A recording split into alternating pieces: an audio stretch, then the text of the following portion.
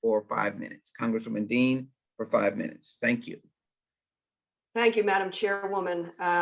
Also, thank you to all of the folks here who have offered us your testimony, your expertise, your personal experience. In particular, Mr. Kalika, I offer my family's sympathy to your families. Rabbi Crichton Walker, we're so thankful that you're here, that you are anywhere, and extraordinary the circumstances that you and your congregation had to endure. I've been thinking about this. I'm a former college professor. I taught writing and rhetoric and ethics. So I loved that many of you used the expression that I used too often in my class. Words matter. Our words matter. So let me associate myself first with the words of Representatives Bass and Demings and McBath. Our words matter as we ask questions, as we pull information out that we might be able to benefit from in this important hearing. So I'm going to try to get to, in my limited time, two different things. Ms. Hong, I want to get to the why. If you don't mind, why do you believe in Southern Poverty Law Center? What does the data show us? Why do we have an increase in domestic violent extremism in our country? If you could briefly give us a little kernel about that.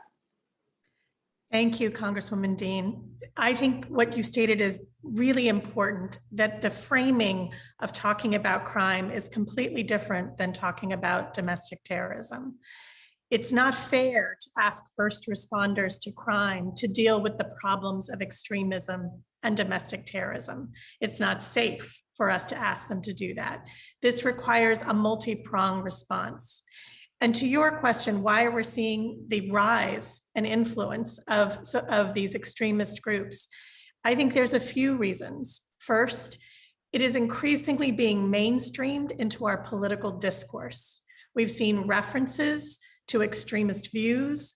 We've seen calls to extremist organizations from high-profile members of the former administration, as well as from members of Congress. And that gives supporters, advocates, believers, adherents to these ideologies the encouragement to act on these beliefs.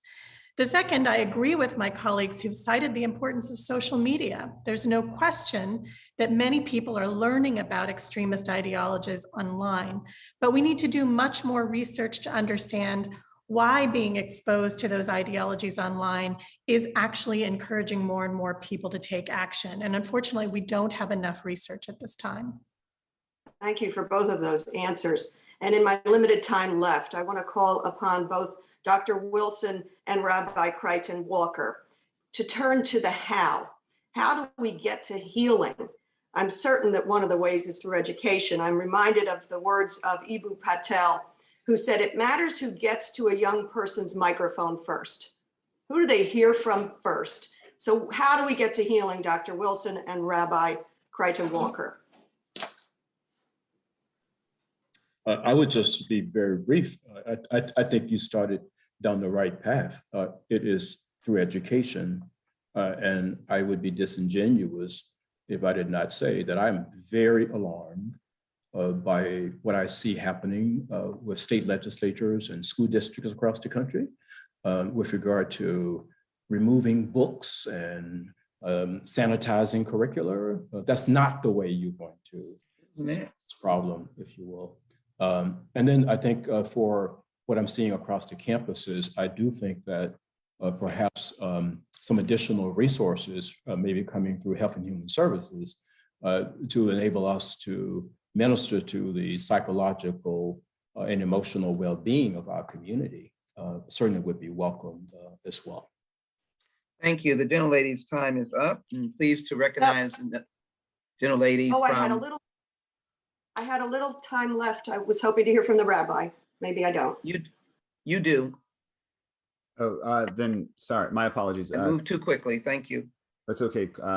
Thank you, Representative. And so just briefly, I would say that with regard to healing, healing means that something bad has already happened and that we need to heal from.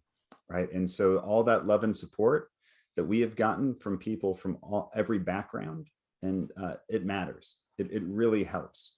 And I would hope that the HBCUs, that anyone who deals, the Sikh community, that anyone who deals with trauma and terror is able to receive that love and support.